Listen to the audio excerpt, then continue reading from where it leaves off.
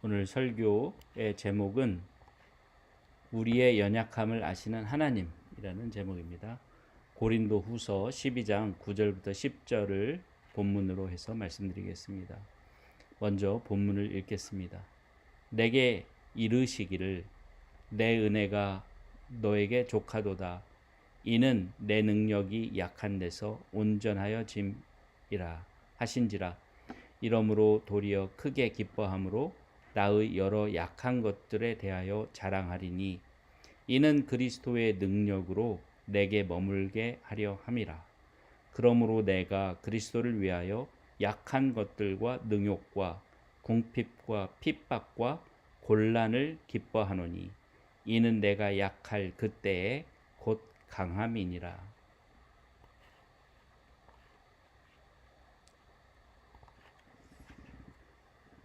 네, 사도 바울의 고백입니다. 사도 바울이 육체에 가시가 있었는데 그것 때문에 많이 힘들었던 것 같아요. 그래서 하나님께 그것을 제거해 달라고 3번이나 기도를 했답니다. 그런데 하나님께서 이렇게 대답하셨다고 합니다. 내 은혜가 이미 너에게 족하니까 그대로 살으라는 뜻이죠.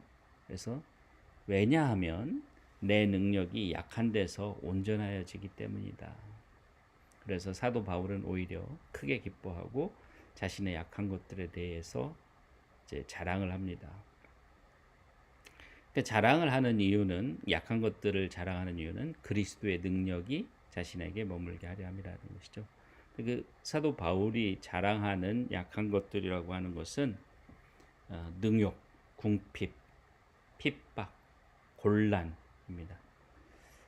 우리가 참 당하는 것들이죠. 능욕을 당하고 궁핍에 처해 있고 핍박을 당하고 또 환난, 곤란 속에 많이 처하게 됩니다.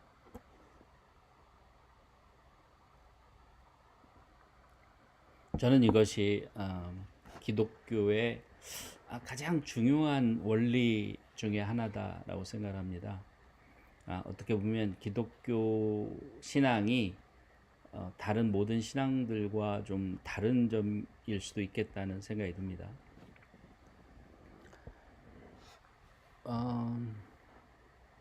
제가 어렸을 때 초등학교 몇 학년이었는지는 기억이 안 나는데 초등학교 국어 교과서에 어떤 수필이 있었습니다. 아마 수필이 등장하는 정도면 6학년 때쯤 교과서가 아니었을까 싶은데 그 수필의 내용은 대략 그 자기가 아주 좋아하는 바둑판이 있는데 그 필자가 좋아하는 바둑판이 있는데 이유가 그 바둑판이 통나무로 되어 있는 그 금이 가서 쪼개져서 그걸 이렇게 고쳐가지고 쓰고 있는 바둑판이라고 합니다. 그래서 그 필자의 요지는 흠이 있기 때문에 자기가 그 바둑판이 더 정이 가고 더 좋아한다.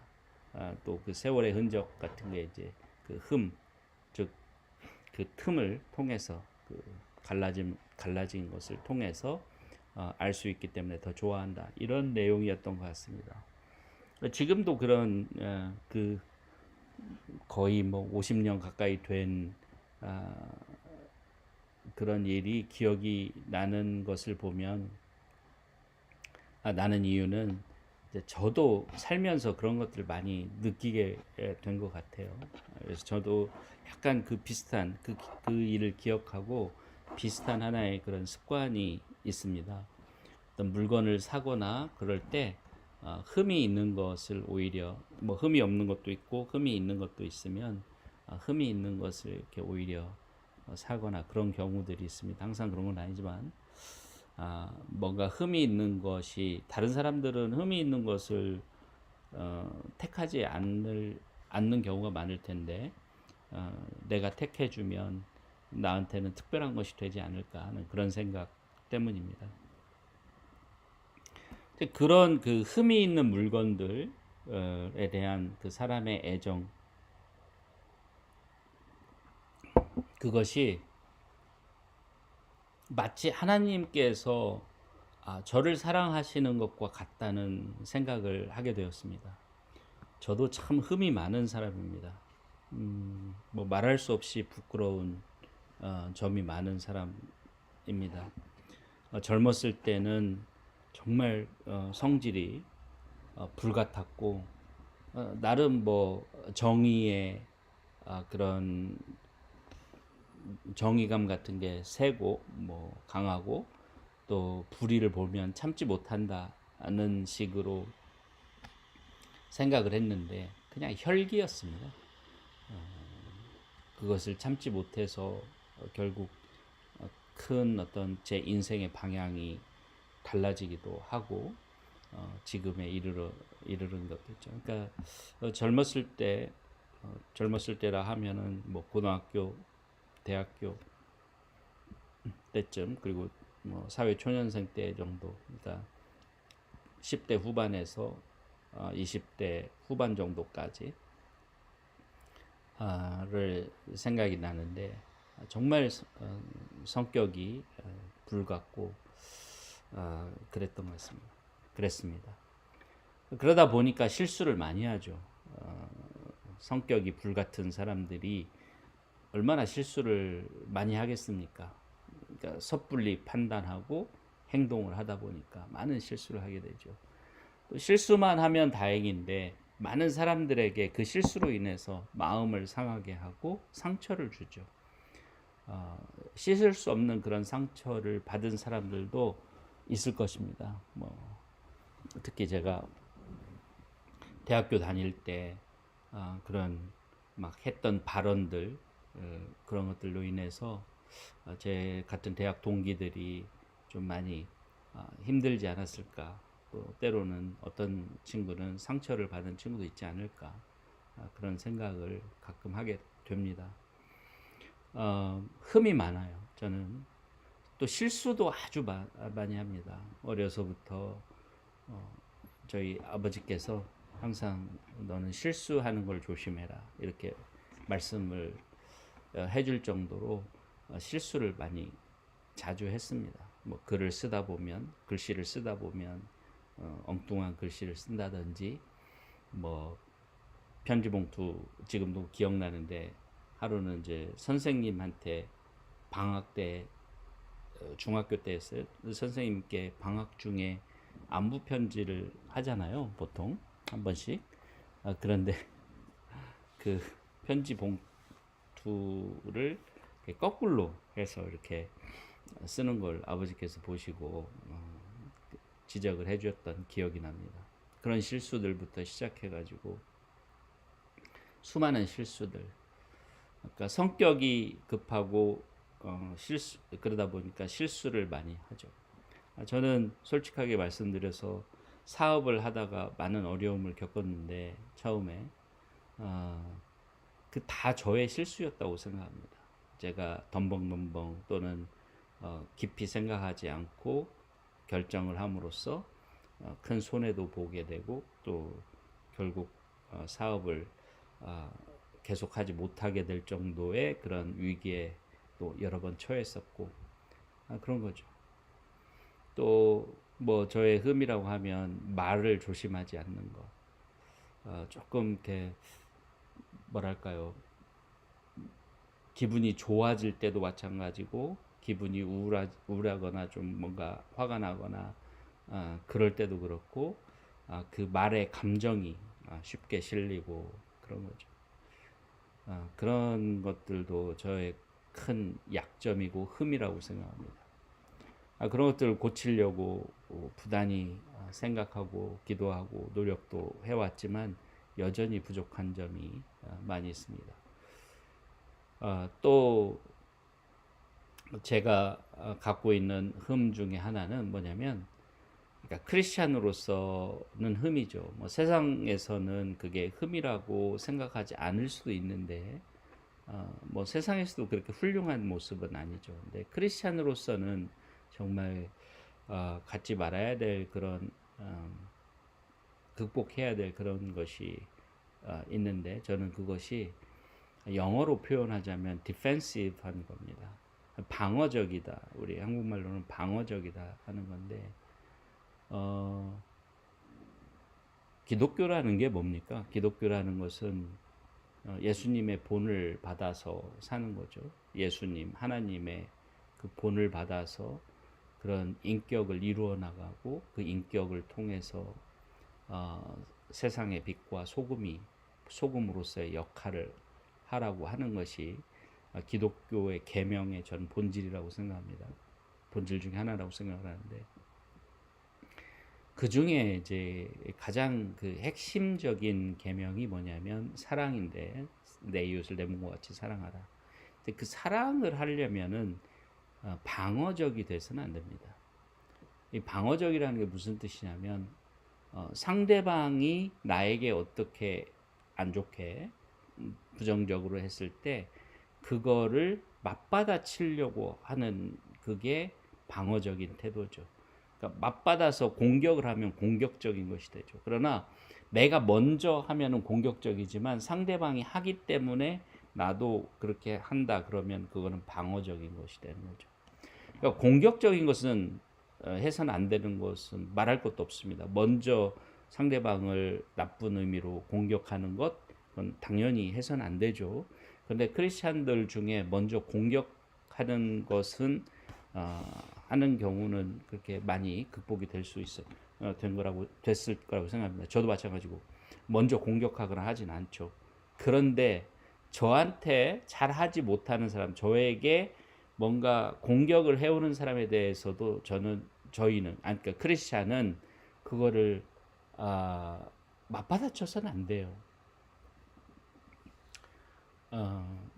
그 베드로전서 2장 후반부에 보면은 예수님에 대해서 나오는데 예수님은 욕을 들었을 때 그 욕을 욕으로 갚지 않았죠.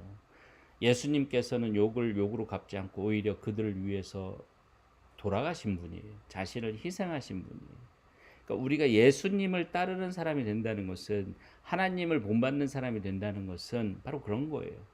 그러니까 우리가 먼저 공격하지 않는 건 당연한 것이고 우리를 공격하는 사람에 대해서도 우리는 용서하고 그 공격을 맞받아치지 않는 거예요.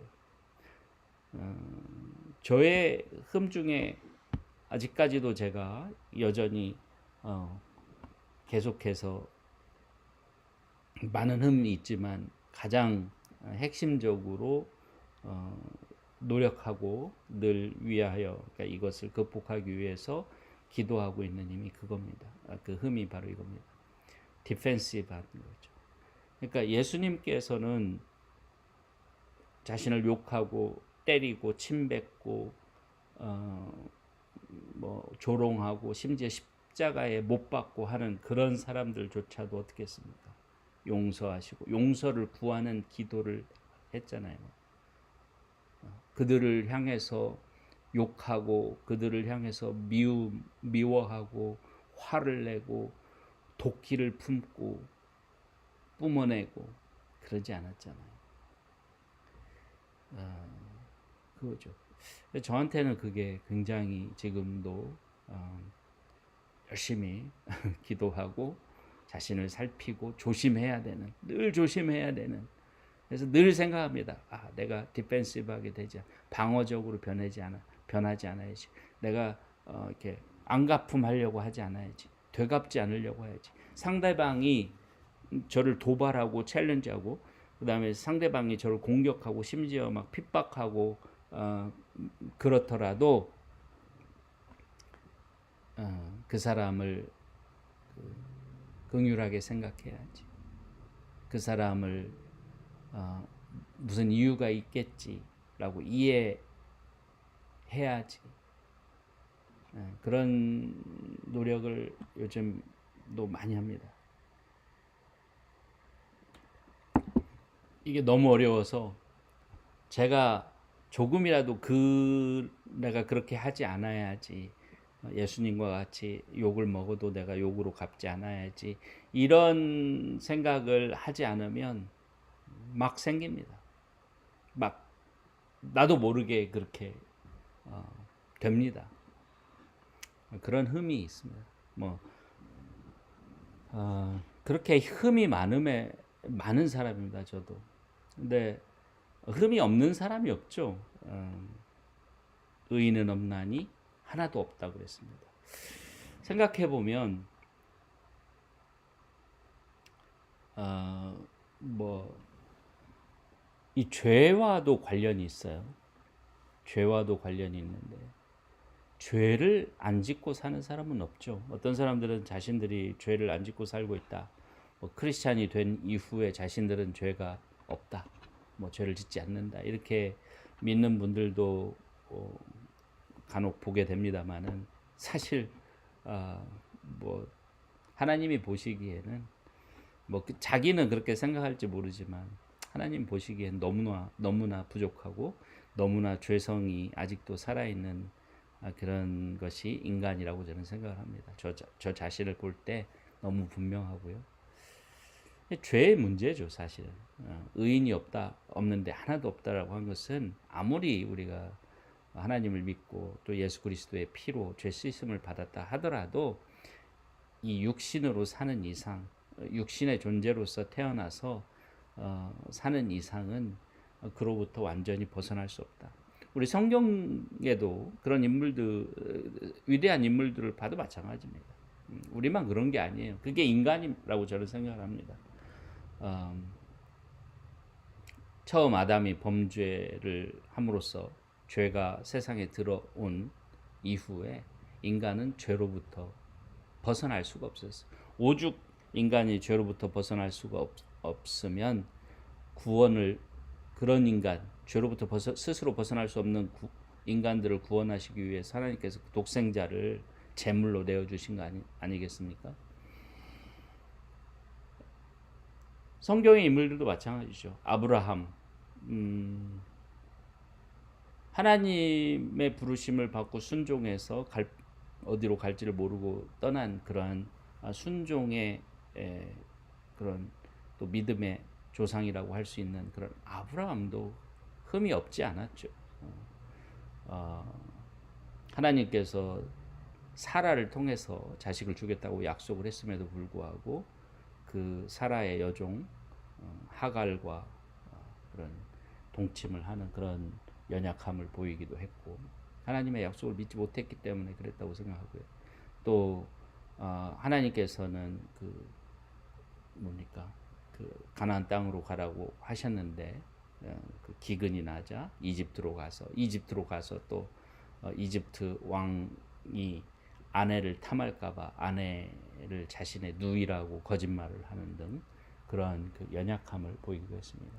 우리가 또 위대한 사람이라고 성경 인물로 알고 있는 다윗은 너무나 흠이 많았죠. 흠도 보통 흠이 아니었죠. 첫째로는 그 밧세바를 범하고 그것도 모자라서 이 밧세바를 아내로 취하기 위해서 밧세바의 살아있는 남편 우리야 장군, 그것도 자기 신복 장군을 사지로 몰아서 죽게 만드는 그런 죄를 범했죠. 그 다윗의 그 흠으로 인해서 그 가정이 이제 많은 어려움, 풍파가 이제 생길 것이라고 하나님께서 말씀하셨고 그대로 됐습니다. 딸 데이나가 그 다나가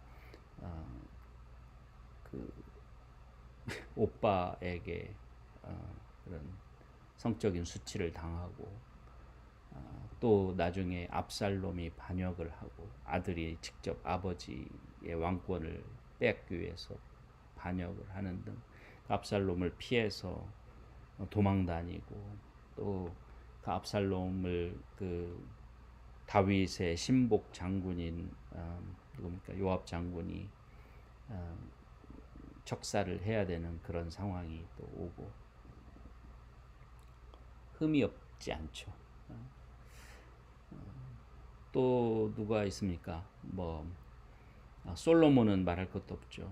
하나님께서 그렇게 지혜를 주시고 엄청난 재물과 복을 주셨는데도 불구하고 부인과 첩을 1000명 가까이 가지고 이렇게 우상 숭배에 온 이스라엘이 그러니까 우상 숭배가 시작된 게 솔로몬 때입니다. 그러니까 솔로몬이 온 나라에 그 첩들이 데리고 온 우상들을 위한 신당을 짓는 것을 허락했기 때문에 온 나라에 그 우상 신을 섬기는 신당, 우리 한국의 그 무당집 같은 것들이 막 온 나라에 이스라엘 전국에 생겼었던 거죠. 그래서 그런 엄청난 그런 하나님 역사에 반하는, 하나님의 뜻에 반하는 그런 일을 저지르기도 했습니다. 뭐 말할 것도 없죠. 뭐 베드로, 신약에 와서 베드로 사도는 어땠습니까?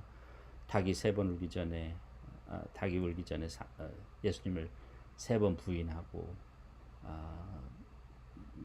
뭐 그런 일도 있었고요. 그다음에 사도 바울은 또 바나바와 언쟁을 벌이다가 싸우고 각자 갈 길을 가고 마가 때문에 그런 일도 있고, 뭐 흠이 없는 사람, 성경의 인물 중에 흠이 없는 사람 그러니까 흠이 없다고 기록된 사람은 없어요. 그 정도로 흠이 없는 사람은 없습니다. 그런데 이 중요한 것은 오늘 이 오늘의 그 본문의 말씀처럼 하나님은 우리가 흠이 없기를 바라시지 않아요. 흠이 없기 때문에 우리를 더 사랑하시고 흠이 없는 사람을 더 높이 이렇게 평가하시고 그러지 않는다는 겁니다. 그럼 하나님께서 정말 그 사랑하시는 사람은 어떤 사람인가 하면 흠이 없는 사람이 아니라 그 흠을 하나님 앞에 고백하고 자신의 연약함을 하나님께 고백하고 하나님의 능력에 의지하는 사람을 하나님은 더 사랑하십니다. 하나님은 그런 사람들을 통해서 역사하십니다. 아브라함도 그런 흠이 있었지만 끝까지 하나님께 의지하고 하나님을 사랑하고 하나님께 순종했기 때문에 믿음의 조상이라는 그런 별칭을 받을 수 있는 사람이 되었습니다. 다윗도 마찬가지로 그런 흠에도 불구하고 매일 주야로 성경을 묵상하고 하나님의 말씀을 묵상하고 하나님의 뜻을 행하는 하나님의 마음에 합한 자가로서, 그러니까 실수를 했더라도 다시 일어서고 다시 하나님 앞에 회개하고 다시 하나님 앞에 나아가고 다시 하나님을 붙들고 다시 하나님께 매달리는 그것이 하나님을 기쁘게 하는 것입니다. 실수를 안 하려고 완벽한 사람이 되려고 하는 것을 하나님께서 기뻐하시는 게 아닙니다. 어느 누구도 완벽하게 되려고 해서 완벽해질 수 있는 사람은 없습니다. 완벽하게 될 수 없는 사람이 완벽하게 되려고 하기 때문에 문제가 되는 겁니다. 완벽주의라고 하는 게 그런 거죠. 저도 좀 완벽주의 그런 음도 있는데,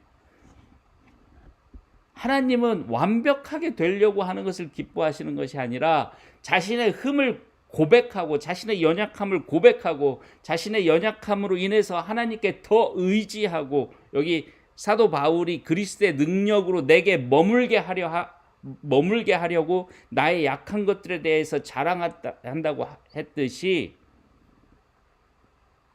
자신의 흠을 고백하고 자신의 죄를 고백하고 하나님밖에, 내가 하나님께 의지하고 하나님의 용서에 의지하는 길밖에는 없습니다. 하나님 도와주세요. 하나님, 저는 하나님을 떠나서는 살 수 없습니다. 라고 생각하고 말하고 또 실제로 그렇게 하나님을 의지하는 사람을 하나님은 사랑하십니다. 그런 사람을 이용합니다. 그래서 뭐라고 했습니까? 내가 내 능력이 약한 데서, 그러니까 사도 바울의 능력이 약한 데서 온전하여져. 내가 약한 것을 드러내야 돼요. 하나님 앞에서. 하나님, 저는 이거 못합니다. 하나님, 저는 자꾸 디펜시브하게 돼요. 방어적으로 돼요. 아무리 안 그러려고 해도 안 됩니다. 내가 안 그러려고 한다고 해서 그게 없어지지 않는다는 걸 저는 압니다. 그래서 저는 하나님께 은혜를 구하는 겁니다. 저를 용서해 주시고 다시 기회를 주시고, 제가 그런 실수를 했더라도 저를 버리지 마시고, 다윗이 하나님께 시편 51편에서 저에게 새 마음, 새 영을 달라고, 그 영으로 나를 떠나지 않게 해달라고 기도했듯이 그렇게 하나님께 간구하는 거예요.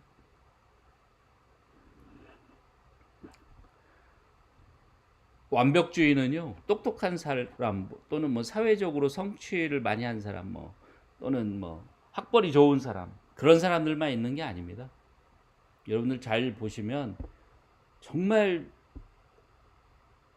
거의 모든 사람들이 어느 정도의 차이는 있지만 완벽주의적 성향을 갖고 있습니다. 그게 인간인 것 같아요.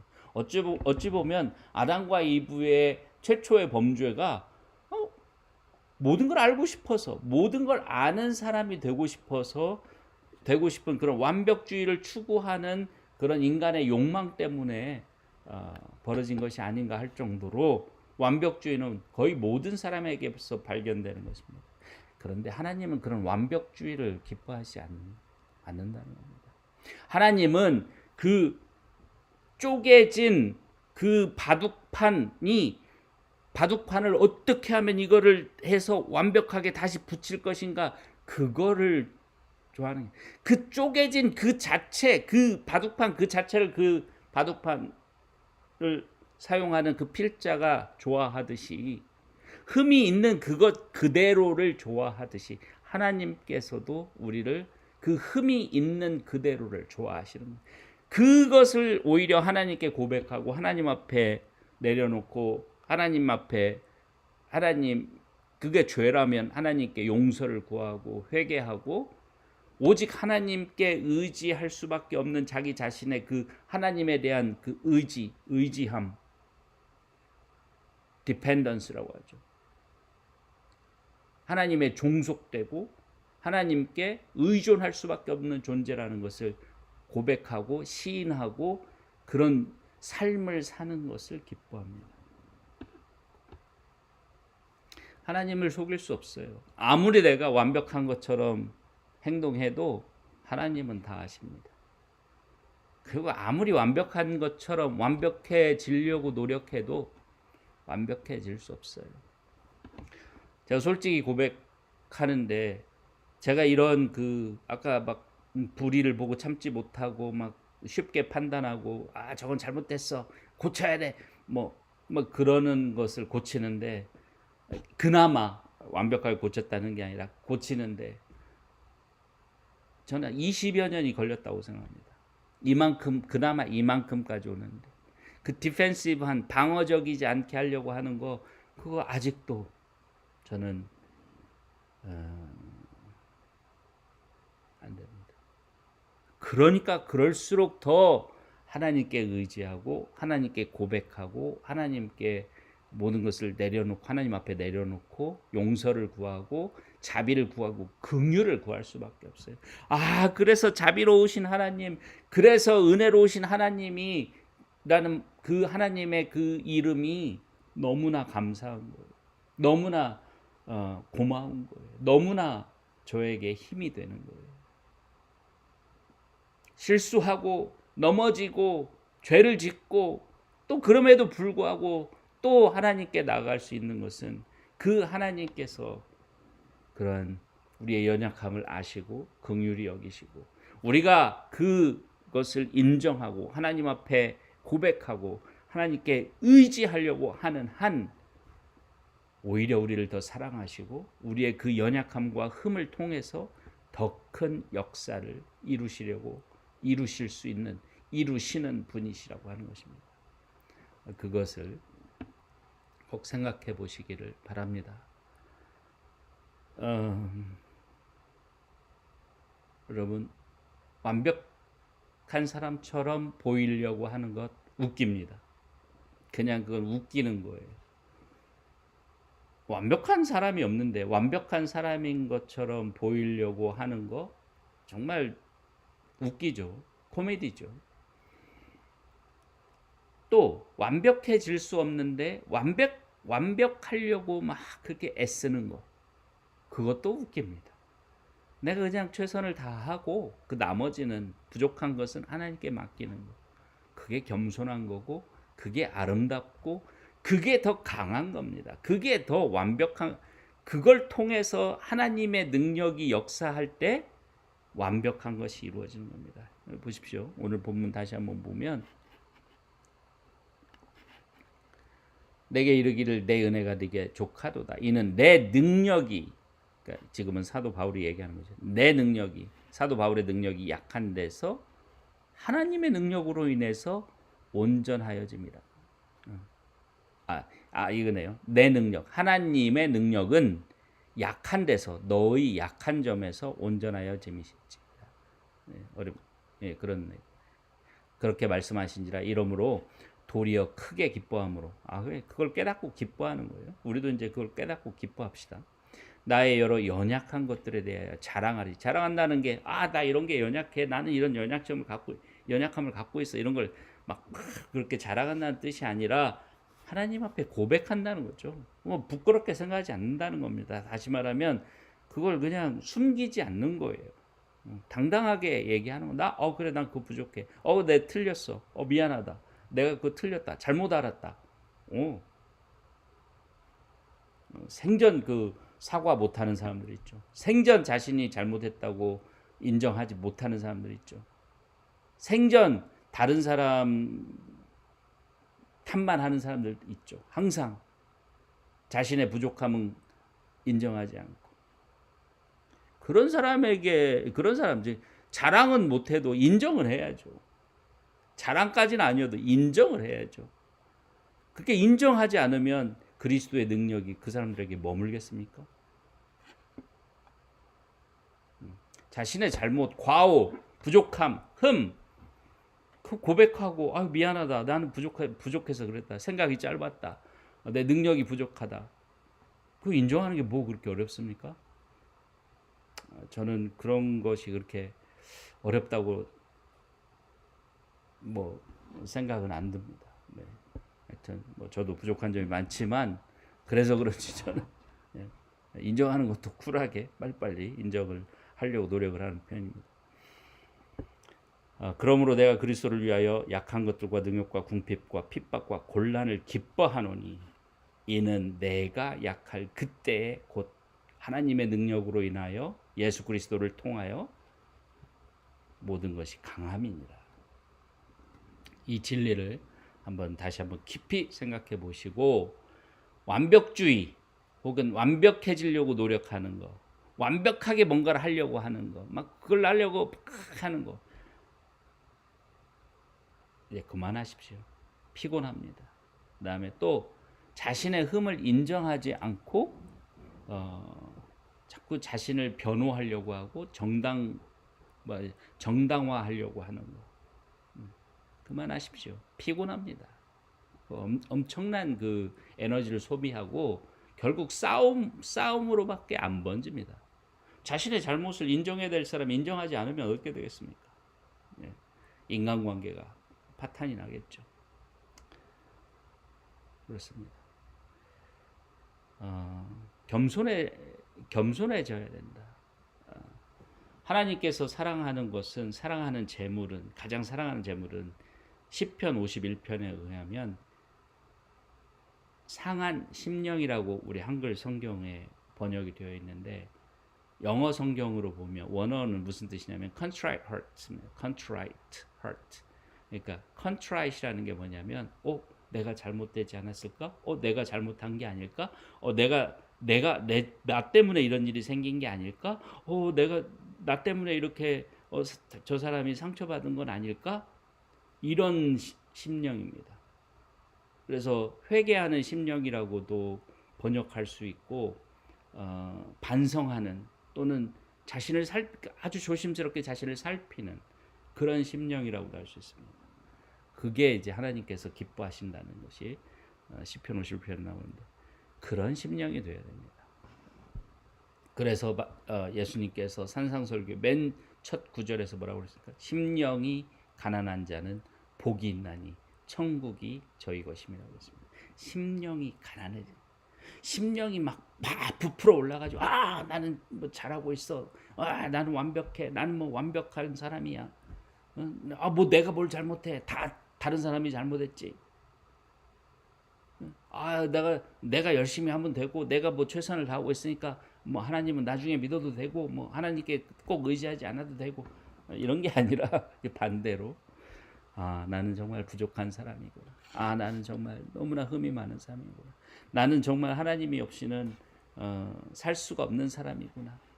그런 고백과 그런 기도를 하면서 늘 하나님께 의지하는 사람. 그래서 심령이 가난한 사람이 되어야 됩니다.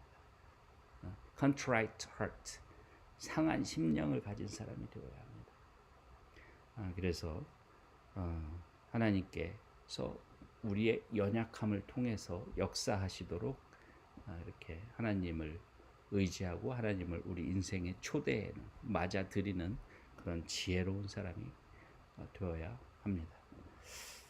자, 오늘